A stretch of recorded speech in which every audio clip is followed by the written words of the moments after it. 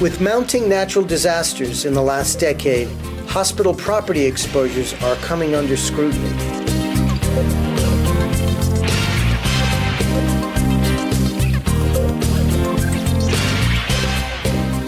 At the Advisen Hospital Property webinar, risk manager of Tenet Healthcare discusses some of the issues hospitals face in dealing with construction choices.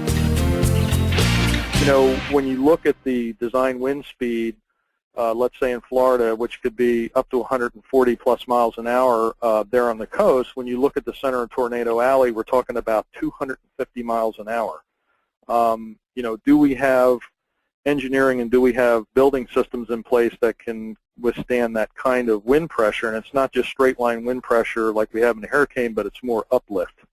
So once the building envelope's penetrated, whether we get a door that opens up or we lose a window, then you have that differential wind pressure in the building, and out come all the windows and everything else. So I think if you look at some of the lessons from Joplin, which we heard at the ASHI PDC conference earlier this month, you know, tempered glass is going to be used in the new building.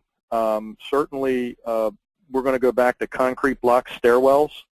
We can get 2-hour ratings in our emergency egress stairwells. However, a lot of that drywall was stripped off the studs.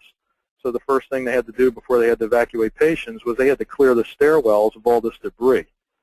So it'll be interesting to see what some of the design criteria that's going into the new hospital and how they're going to harden that to be resistant. I don't know if they're going to achieve a design of 250 miles an hour, because really, you know, those applied to shelters in the past, and then we're talking about trying to, you know, hospital really is an entire shelter with the patients that are there. So some of the other lessons learned out of the Joplin incident were emergency communications. They struggled with that early on. Site security and recovery. And that could be not only in that event, but in another natural catastrophe event. They had to go in and recover tissue samples that were recently taken, you know, blood draws, things like that, once they were okay to go into the building, to go in and get that stuff out of there. So there's a lot of great lessons learned there, and particularly the patient charting seemed to be a problem early on, but everybody got back on board with learning how to chart on paper. So.